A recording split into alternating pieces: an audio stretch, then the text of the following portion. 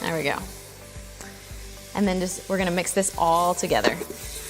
So we're just gonna mix this around for about 5 minutes or so until the onions, get that lovely fragrant smell and are cooked a little bit. Okay, so once your onions are cooked pretty good, we're gonna go ahead and add about 2 pounds of chicken breast. Now I cut these up into bite-sized pieces. They're gonna cook a lot faster that way.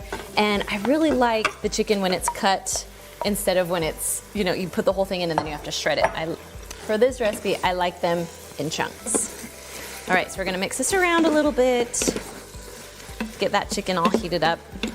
Okay, so while that's sitting there, we're gonna go ahead and add 1 can of Hunt's tomato sauce. Okay, so if you look at the nutrition facts, there's only 4 carbs for about 1/4 of a cup, and that's all you're eating. So it really doesn't have a ton of carbs in it, so that's why we're keeping it keto friendly. All right, we're just gonna add that whole thing in. Now while this is going, we're just gonna add 2 tablespoons of tomato paste. And then we're just gonna mix this up a little bit.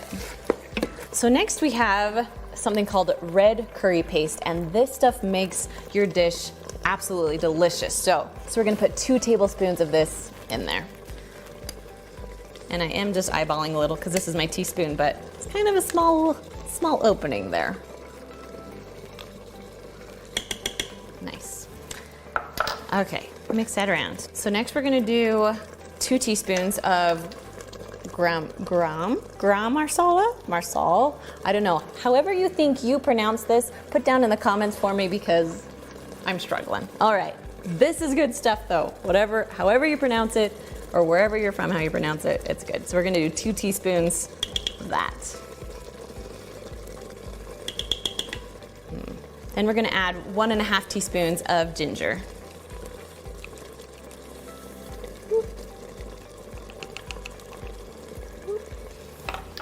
All right, let's mix that up a little bit.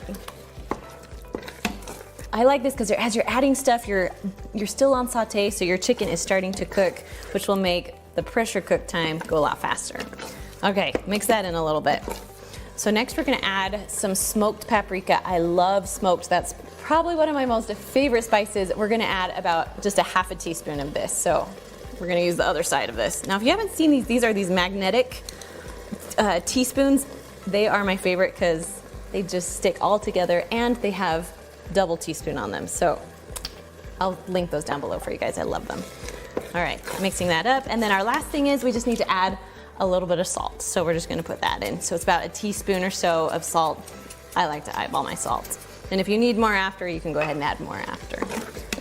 Okay, so with this recipe, if you are using a Lux that doesn't have a burn notice, you are good to go now. You can put the pressure, put the lid on, but because I'm using a Duo, it's going to burn on the bottom. There's just not enough liquid. So I'm gonna add about 3/4 cup of water into it just so we can have enough liquid so it will pressurize. Okay, so I'm gonna push cancel right now. Just we wanna stop that sauteing going on. And we're gonna add I did about 1 cup of water. So we need to have liquid in there. So I kind of just mix things around so it's on the bottom because we don't want to see the burn notice today. All right, we're just gonna put this to the side. Now we're ready to put the lid on and we'll get cooking. Okay, once your lid is on, we're gonna turn this little knob to sealing, not venting. Then we're gonna put the pressure cook button and go up to 7 minutes. Now once you set the timer, you can go ahead and just walk away. All right, so our butter chicken is all done. So it's been releasing on its own for about 5 minutes. That's exactly where we want it. So now we're just gonna turn the little knob to venting. Okay, now that all the pressure's out, we can open the lid. Everything's all cooked. Okay, now it's pretty liquidy because I added that water, but we didn't get the burn notice, which is good. So we're actually gonna turn it to the saute button right now. So you're gonna push cancel and then saute, and we're gonna get rid of some of that water. We're also gonna add about 1/2 cup of cream just because we gotta make it creamy. That's my favorite part of this dish. Nice and creamy. So we're gonna mix it up really good and then just let it saute just to get a little bit thicker.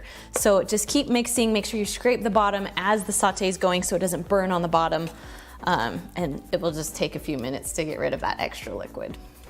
So I would usually put this recipe over rice, but because we want to make it keto friendly, I would put it over cauliflower rice. That stuff is my favorite. You can get some huge large bags of it at Costco, or even like the little freezer ones.